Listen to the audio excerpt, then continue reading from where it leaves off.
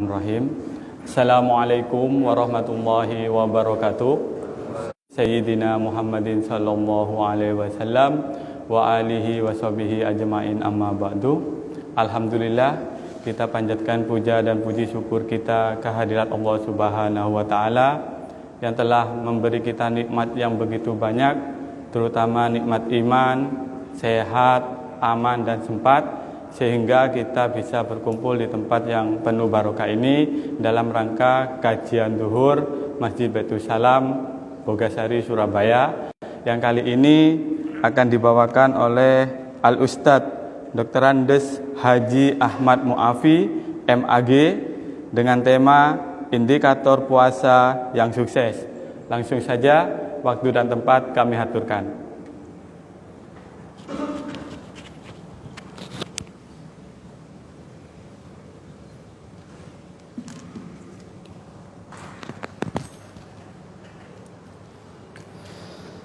Assalamualaikum warahmatullahi wabarakatuh.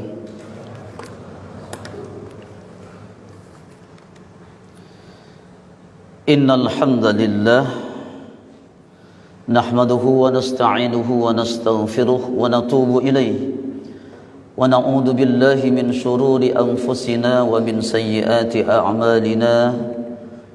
من يهده الله فلا مضل له ومن يضلل فلا هادي له أشهد أن لا إله إلا الله الملك الحق المبين محمد رسول الله صادق الوعد الأمين اللهم صل وسلم وبارك على سيدنا ومولانا محمد وعلى آله وأصحابه ومن تبعهم بإحسان إلى يوم القيامة.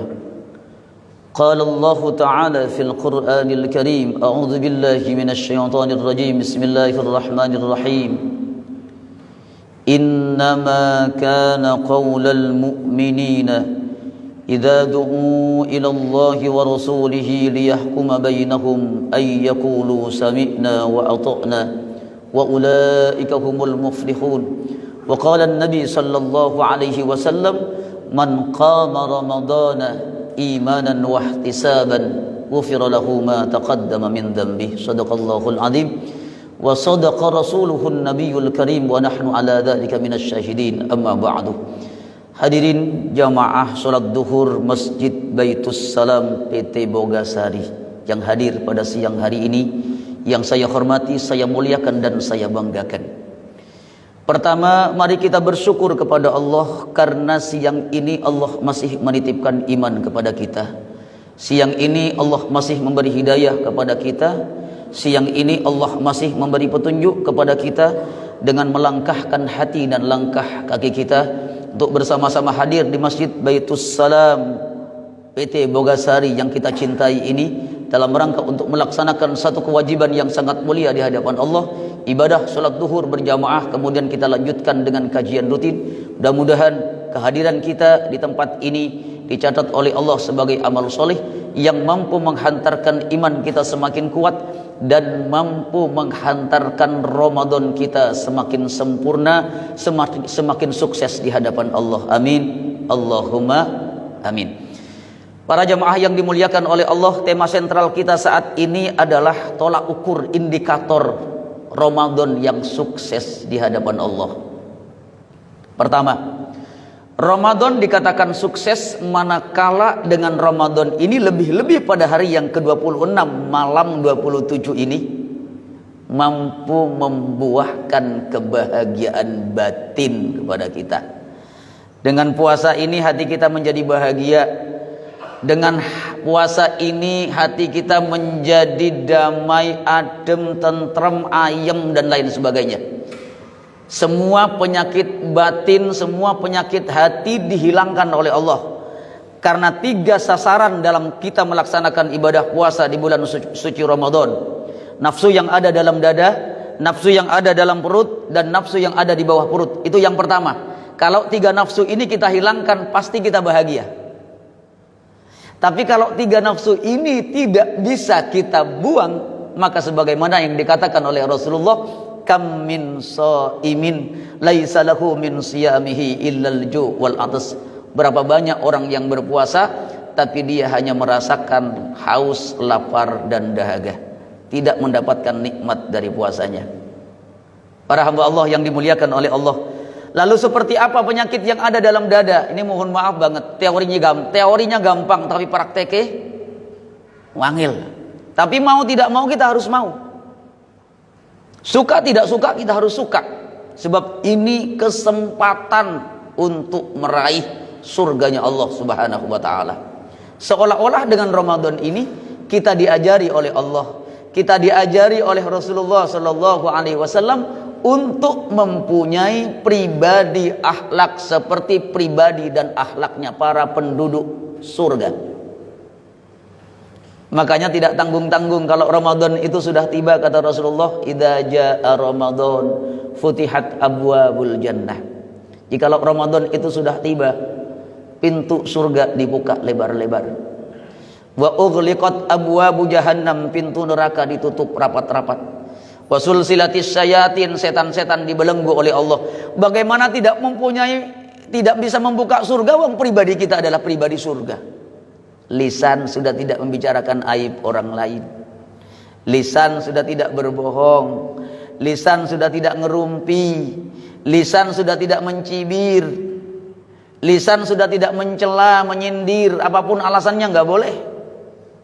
Lisannya sudah selalu digunakan untuk berzikir kepada Allah, bertasbih kepada Allah, bersolawat kepada Rasulullah, membaca kebenaran ayat-ayat Allah lisannya.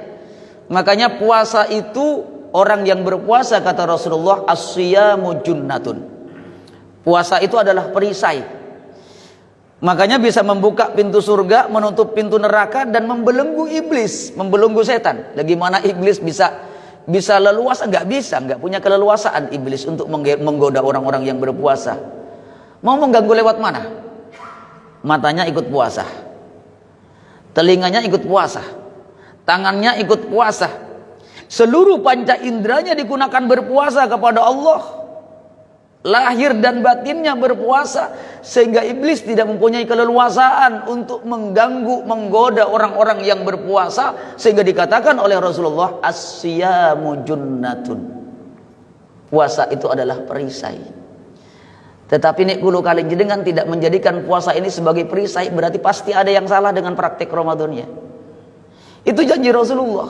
Nah, para jamaah, yuk kita lihat seperti apa nafsu yang ada dalam dada kita yang dibuang dengan puasa ini, sehingga kulo kalian jenengan layak minta surga, sehingga kulo kalian jenengan layak punya pribadi seperti penduduk surga. Lihat, pertama, perasaan benci. Para jamaah ngapunten, siapapun diri kita, mungkin kita pernah disakiti orang, gini bang, pernah pak? Kita ini manusia. Orang Jawa mengatakan menungso, menu wongso, menus kakean tuso. Wajar kalau kita punya salah, wajar kalau kita punya dosa. Sebab orang yang baik itu bukan orang yang tidak punya salah, orang yang tidak punya dosa. Sebab kita bukan nabi, kita bukan rasul, kita bukan malaikat, layak punya dosa. Makanya Rasulullah mengatakan, kullu bani Adam khatta'un. Setiap anak Adam itu pasti punya salah, punya dosa. Wa khairul khatta'in, sebaik-baik orang yang punya salah dan punya dosa itu khatta'un at-tawwabun, kembali kepada Allah, bertobat kepada Allah. Ramadan ini saatnya kita untuk tobat kepada Allah. Nah, benci pertama, perasaan benci harus kita hilangkan. Sebab kita nggak punya hak untuk membenci seseorang, walaupun orang itu mendolimi kita, walaupun orang itu menyakiti kita. Bisa jadi orang yang kita benci, mungkin dia pernah mendolimi kita karena kita punya sesuatu, dan itu yang tahu Allah dan diri kita. Kenapa ya kita didolimi orang lain? Bisa jadi kita juga punya salah, sehingga lewat perantaraan itu kita didolimi oleh orang lain. Untuk menghapus kedoliman kita pada orang lain, kemudian dibalas oleh orang lain juga, sehingga kita nggak punya layak untuk membenci orang. Bisa nggak hari ini kita mengatakan, teman-teman, ini mohon maaf, berat ini.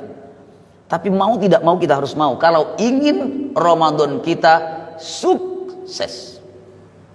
Ya Allah, hari ini ya Allah, kalau ada yang mendolimi saya, sebelum dia minta maaf kepadaku, ya Allah, Engkau saksinya, aku sudah memaafkannya. Sebelum dia minta maaf kepadaku, ya Allah, Engkau yang jadi saksi, ya Allah. Ini mohon maaf berat banget. Tapi mau tidak mau kita harus mau. Berat, Pak. Makanya Rasulullah itu pribadinya luar biasa. Dilempari dengan batu di Bukit Taif, dilempari dengan kotoran onta. Orang yang melempari dengan batu dan kotoran onta didoakan, padahal malaikat itu sudah gemes. Ya Muhammad, mud yadaika ilas sama. Ya Muhammad, gak tega malaikat penjaga Bukit Taif melihat Rasulullah dilempari dengan batu dan kotoran onta sehingga keningnya bocor, menetes darah di Bukit Taif. Mut yadaika ilas sama, kata malaikat, angkat tanganmu ke langit Muhammad, biar Allah mengizinkan aku untuk mengangkat Bukit Taif ini. Akan aku lemparkan kepada orang-orang yang kurang ajar kepadamu ya Rasulullah. Coba kalau potongan kita, Pak, lu gak kesuwen. Tapi Rasulullah, wa ma arsalnaka illa rahmatan lil alamin. Tidakkah aku utus engkau Muhammad kecuali untuk menjadi rahmat seluruh alam, Pak? Mau tidak mau kalau kalian jenengan harus mau. Berat, Pak, niki, Pak. Tapi kalau kita ingin sukses Ramadan kita, mohon maaf, mau tidak mau kita harus mau. Apa jawab Rasulullah? Rasul mengatakan, tidak Jibril, tidak malaikat, tidak. Aku diutus bukan untuk membinasakan orang, enggak.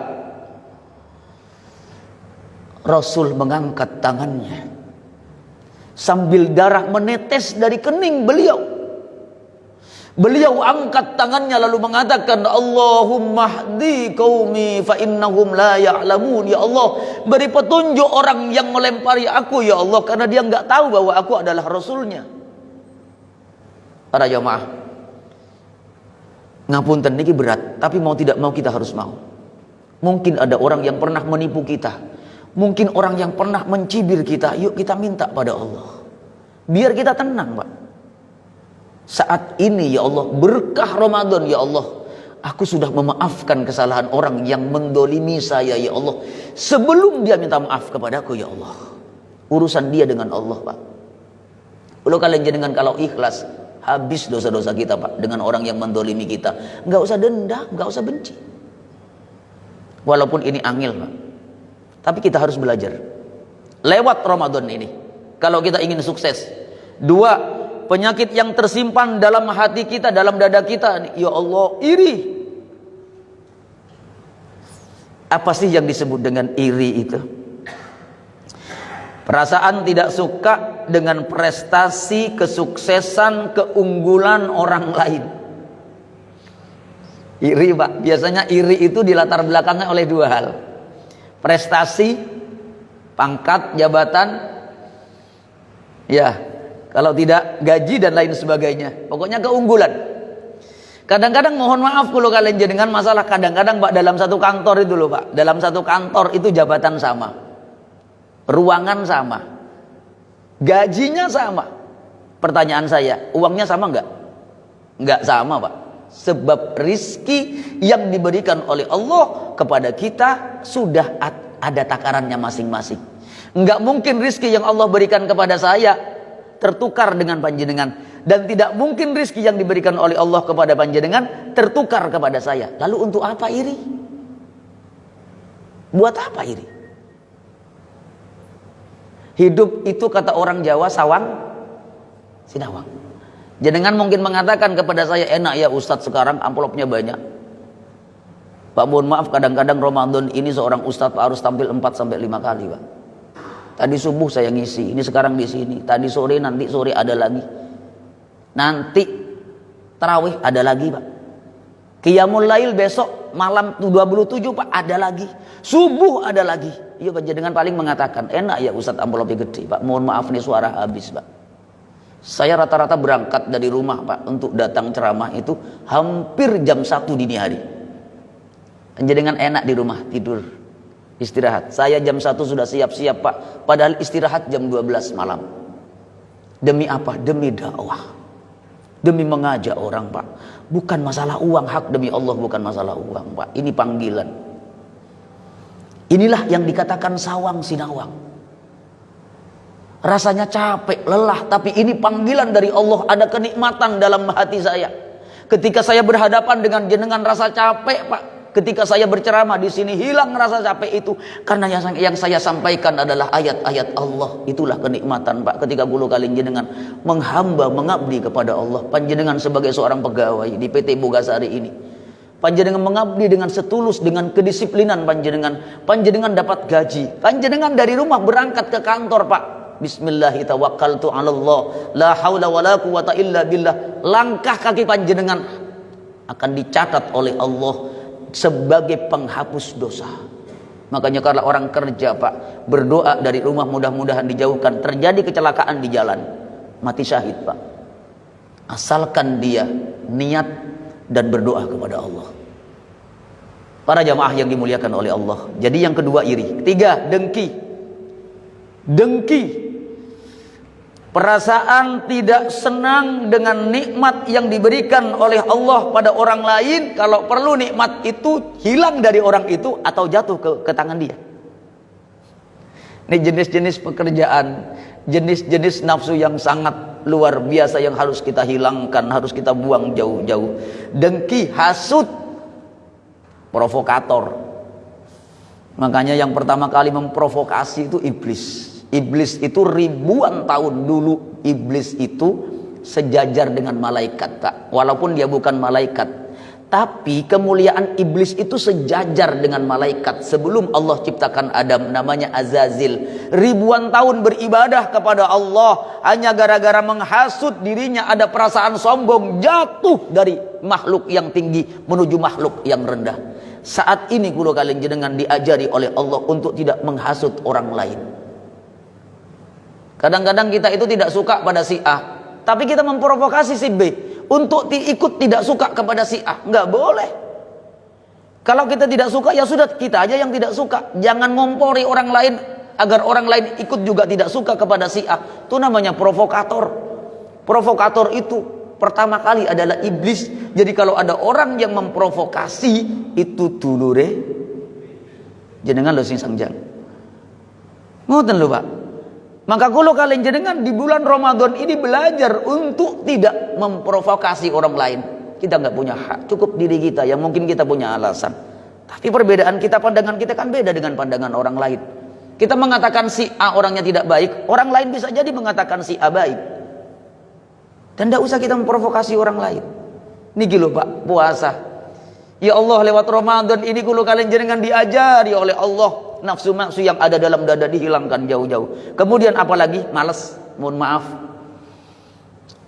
Yuk kita berbicara, katanya sukses Ramadan.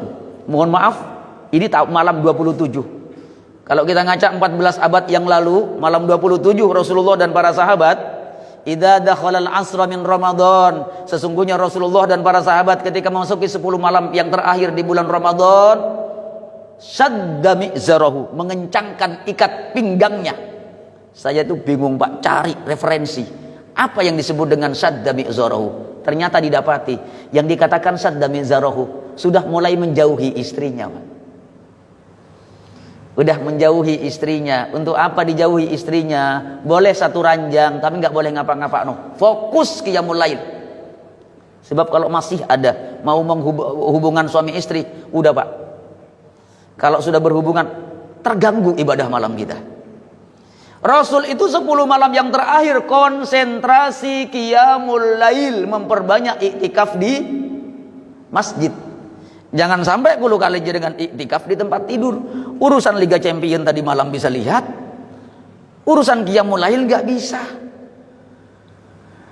Jadi di saat 10 malam yang terakhir, Rasulullah syadda mi'zarahu, mengencangkan ikat pinggangnya, wa aiqadha ahlahu, membangunkan keluarganya, wa ahya lailahu, membangunkan keluarganya, menghidupkan malam-malamnya dengan memperbanyak iktikaf. Yuk, mumpung niki Ramadan tinggal 2 hari lagi ketemu dengan malam Lailatul Qadar. Kalau enggak malam 27, malam 29. Kesempatan, Pak. Satu kali kalau kalian jenengan berjumpa dengan Lailatul Qadar, nilainya 1000 bulan, lebih baik daripada 1000 bulan. Takbirnya lebih baik daripada 1000 bulan. Salatnya lebih baik daripada 1000 bulan. Salatnya lebih baik daripada 1000 bulan. Zikirnya lebih baik daripada 1000 bulan. Padahal 1000 bulan sama dengan 83,3 tahun. Usia kulo kalian jenengan belum tentu sampai 83,3. Belum tentu, Pak. Berarti nilai ibadahnya melebihi usianya. Kesempatan.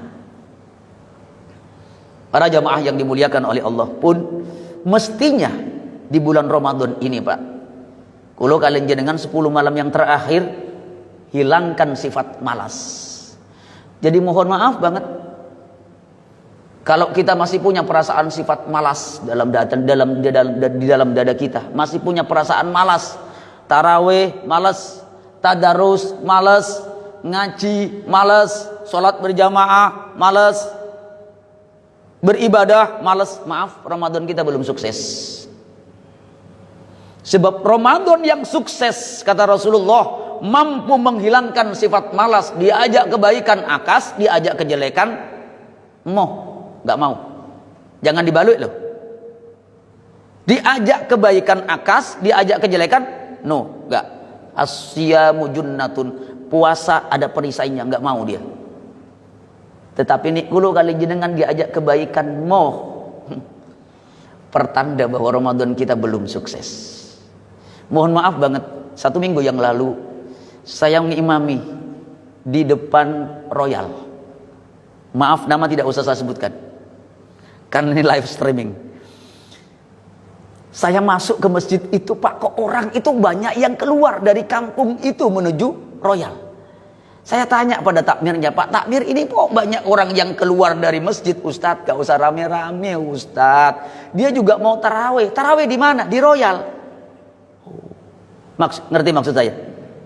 Ternyata mereka lebih banyak ngejar diskonan daripada tarawih, Pak. Padahal tarawih itu juga bagian dari qiyamul lail. Karena dilaksanakan sesudah habis sholat isya. Para jamaah yang dimuliakan oleh Allah, jadi sifat malas kita buang. Dendam, marah, sombong. Jadi yang pertama kesuksesan Ramadan seseorang kalau sudah membuahkan kebahagiaan batin karena penyakit yang tadi sudah dihilangkan. Siapa yang tidak punya penyakit tadi, benci, iri, dengki, hasud, malas, dendam, marah, sombong dan lain sebagainya, pasti hatinya bahagia. Pasti. Yang kedua, ciri kesuksesan Ramadan seseorang adalah kalau amal ibadahnya ada peningkatan. Tolak ukurnya apa, Ustadz? Tolak ukurnya ternyata ada kaitannya dengan sholat. Imam As-Suyuti mengatakan setidaknya 3 indikator kesuksesan Ramadan seseorang lewat ibadah. Pertama, lewat ibadah sholat. Jadi sholat kulo kalian jenengan harus tepat waktu. Dan mengiringi sholat 5 waktu dengan sholat sunnah rawatib 12 rakaat sehari semalam. Niki sing abot, Pak. Mohon maaf, sholat 5 waktu itu aja sudah, mohon maaf, enteng nopo abad. Ayo monio. Abot, Pak. Dan Ramadan ini tidak hanya sekedar kulo kalian jenengan melaksanakan sholat 5 waktu dengan tepat waktu, enggak. Harus menambah dengan sholat sunnah rawatib yang dilaksanakan sebelum dan sesudah sholat fardu. Ada berapa sholat sunnah rawatibnya, Ustadz, yang harus kami laksanakan pada saat kami melaksanakan sholat 5 waktu sehari semalam? 12 rakaat. Ini pernah ditawarkan oleh Rasulullah pada sahabat pada saat itu 14 abad lebih yang lalu. Sahabat mengatakan, ya Rasulullah, kami janji untuk melaksanakan sholat sunnah rawatib sampai kami wafat. Sebab Rasulullah mengatakan, man shalla isnatai asyara raka'atan fi yaumin wa lailatin bunya lahu bihinna baitun fil jannah. Barang siapa yang melaksanakan sholat 12 rakaat yang mengiringi sholat fardu sehari semalam, maka Allah bangunkan rumah di surga. Nih, ciri yang kedua. 12 rakaat itu apa saja? Saya sambil ngelirik jam, pokoknya jam 12 lebih 20 harus selesai, tinggal tanya jawab. 12 rakaat nuwun sewu, 12 rakaat yang harus kita jaga. Pertama, rakaataini qablal fajr, 2 rakaat sebelum fajar, 2 rakaat sebelum subuh. Berarti kalau antara adzan dan iqamah hanya 7 menit, kulo kalian jenengan nunggu selesai adzan baru berangkat ke masjid, telat apa enggak? Telat. Ini yang diinginkan oleh Ramadan. Mohon maaf, kadang-kadang orang itu, Pak, ada yang puasanya puasa tapi sholatnya nggak mau.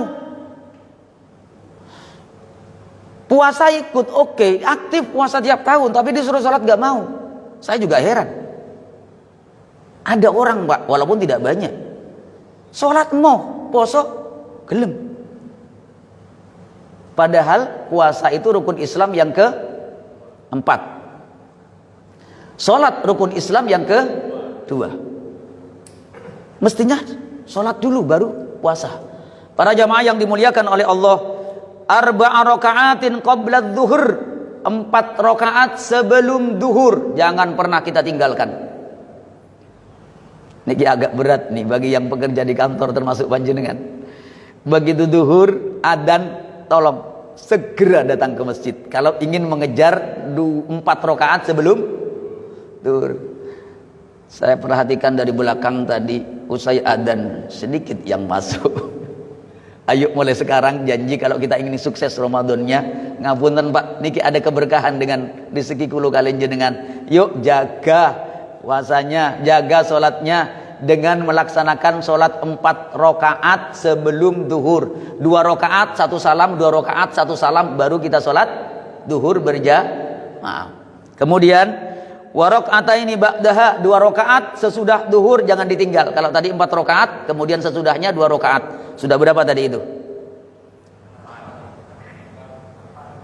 8. Kemudian wa raka'ataini ba'dal maghrib, 2 rakaat sesudah maghrib, 10. Kemudian wa raka'ataini ba'dal isya, 2 rakaat sesudah isya, 12 persis. Pertanyaannya, asar kok enggak termasuk Ustaz? Iya. Asar tidak termasuk salat sunnah qobliyah asar, tidak termasuk yang dikuatkan, Pak. Tidak termasuk muakkadah. Tapi sekalipun tidak termasuk muakkadah di bulan Ramadan, jangan ditinggal. Pun kemudian yang kedua, tolak ukurnya setelah sholat, apa yang harus kita laksanakan? Yang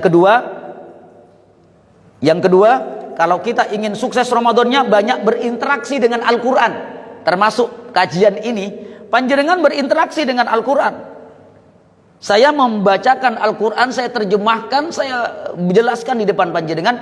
Ini termasuk bagian bahwa kita berinteraksi dengan Al-Quran. Perbanyak baca Quran, kemudian perbanyak mendengarkan ceramah-ceramah agama, biar kulo kalian jenengan ilmunya bertambah. Dengan ilmu bertambah, amal soleh ikut bertambah. Ini yang disebut dengan berinteraksi dengan Al-Quran. Jangan sampai kulo kalian jenengan tetap sama seperti sebelum Ramadan, baca Qurannya hanya pada saat Kamis malam, yang dibaca cuma surat. Yuk, setiap hari kita baca Quran. Yang paling akhir pas 20 menit, jam 12 lebih 20, yang paling akhir para jamaah, ayo perbanyak berinfak dan bersedekah, khususnya memberi makan kepada orang yang berpuasa. Rasul mengatakan, man aftara shaiman falahu min ajris shaimi wala yanquzu min ajris shaimi syai'un. Barang siapa yang memberi makan kepada orang yang berpuasa, maka dia akan mendapatkan pahala seperti orang yang berpuasa tanpa harus mengurangi pahala sedikit pun dari pahala orang yang berpuasa. Ingat ya, memberi makan kepada orang yang berpuasa. Kalau memberi makan kepada yang berpuasa, tolong cari di masjid, jangan cari di jalan. Saya tidak sependapat. Semua orang-orang di jalan dikasih. Apakah semua orang yang di jalan puasa? Saya pernah melihat dengan mata kepala saya sendiri, Pak. Beberapa tahun yang lalu, mobil box berhenti di depannya Jagir. Ngerti Jagir? PDAM? yang arah ke mana itu? Ke timur. Ada Pertamina ke timur. Saya berhenti di situ, Pak, karena saya juga ingin mengisi kajian buka bersama. Saya naik sepeda motor. Saya berhenti, Pak, ada mobil box. Dipanggil semua, "Pak, sini, Pak. Sini, Pak. Ini ada makanan, Pak." Jam 4:30 sore. 4:30 sudah boleh makan atau belum? Belum. 4:30. "Sini, Pak. Nih." 5 menit, 10 menit itu mobil box yang penuh dengan makanan bungkus habis, Pak. Karena semua orang datang ke situ. Saya masih belum berangkat, Pak. Saya cuma diam memantau dari jauh. Tiba-tiba mobil box sudah habis isinya, berangkat. Karena sudah dibagi-bagikan nasi bungkusnya. Selesai ini mobil box berjalan, nasi bungkus dibuka dan dimakan di tempat itu juga. Poso apa enggak? Enggak, salah alamat.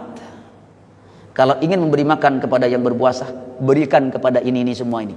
Insya Allah ini semua ini berpuasa. Dan insya Allah saya hakul yakin yang hadir saat ini calon-calon penghuni surga. Amin. Para jamaah yang dimuliakan oleh Allah, habis kontrak saya jam 12 lebih 20 menit. Monggo, ada 2 hadiah yang ingin bertanya kepada saya. 2 pertanyaan, silahkan. Dipersilahkan. Monggo. Yang cepat itu yang dapat. Dapat hadiah umroh, ning bayar dewe. Maaf biar ya. Oh, pertanyaan dari saya. Bukan berarti jenengan yang bertanya kepada saya ya. Oh, saya yang bertanya. Wah, kesempatan ini. Baik. Pertanyaan saya sederhana.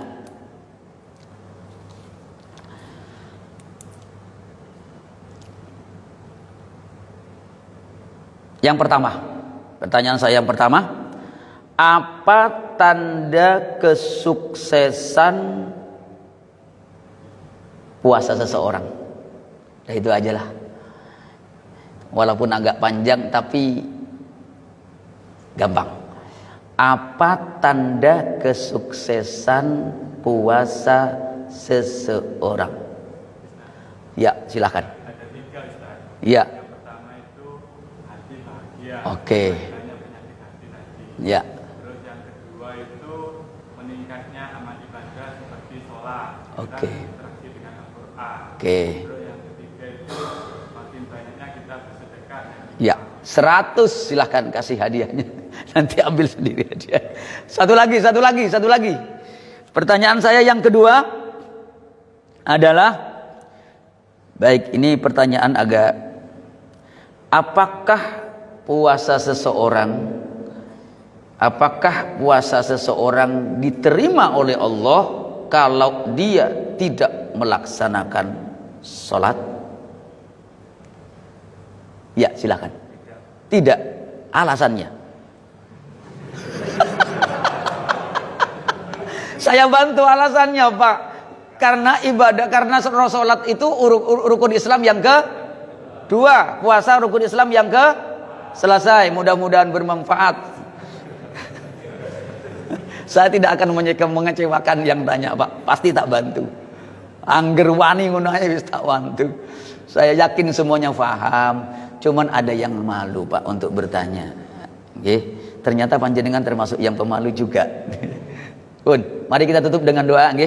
Mudah-mudahan bermanfaat. Ala hadhihi niyya al-Fatihah. A'udzubillahi minasyaitonir rajim. Bismillahirrahmanirrahim.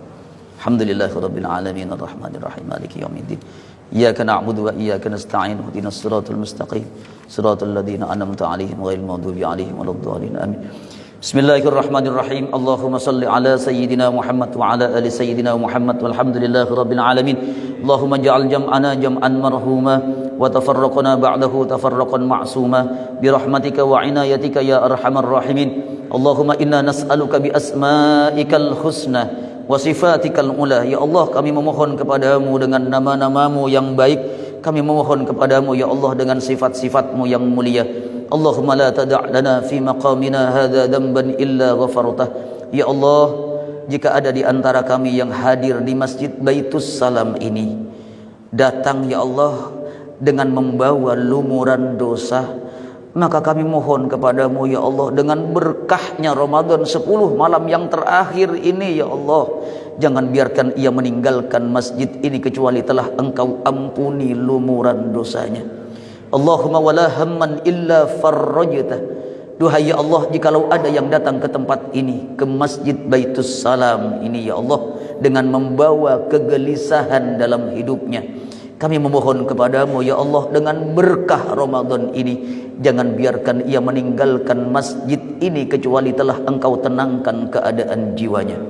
Allahumma wala asiran illa yassartah. Ya Allah, kami memohon kepadamu, jikalau ada yang datang ke masjid ini dengan membawa kesulitan di rumah tangganya, membawa kesulitan di pekerjaannya, membawa kesulitan di kehidupan sosialnya, maka mohon ya Allah, dengan keikhlasannya ia datang ke masjid ini, jangan biarkan ia meninggalkan masjid ini kecuali telah engkau mudahkan semua kesulitannya. Wala maridun illa syafaitah. Begitu juga dengan orang yang kau titipkan penyakit kepada mereka ya Allah, mungkin keluarganya, mungkin handai tolannya, mungkin tetangganya ya Allah, mungkin kerabatnya ya Allah, jangan biarkan ia meninggalkan masjid ini kecuali telah engkau sembuhkan semua penyakitnya ya Allah. Duhai ya Allah, sebentar lagi Ramadan ini akan berlalu dari kami ya Allah. Kami memohon kepadamu, jangan biarkan Ramadan ini berlalu tanpa harus menghapus dosa dan kesalahan kami. Jangan biarkan Ramadan ini berlalu ya Allah tanpa harus menghapus semua nafsu yang tersimpan dalam dada kami. Jangan biarkan Ramadan ini berlalu tanpa harus menghapus kemalasan kami, kemunafikan kami ya Allah, ketakabburan kami ya Allah. Rabbana taqabbal minna innaka antas samiul alim wa tub alaina innaka antat tawwabur rahim. Allahumma inna nas'aluka ridhaka wal jannah. Ya Allah, kami memohon kepadamu, kami memohon ridhamu agar kami termasuk golongan ahli surgamu. Wa na'udzubika min syakhatika wan nar. Dan kami memohon kepadamu, jauhkan kami dari golongan ahli nerakamu. Allahumma ja'alna fi hadhihi lailatis syarifatil mubarakati minas su'ada'il maqbulin wa la taj'alna minal ashqiya'il mardudin. Rabbana atina fid dunya hasanah wa fil akhirati hasanah wa qina adzaban nar wa qina adzaban nar. Walhamdulillahi rabbil alamin. Al-Fatihah. Bismillahirrahmanirrahim. Alhamdulillahi rabbil alamin arrahmanir rahim.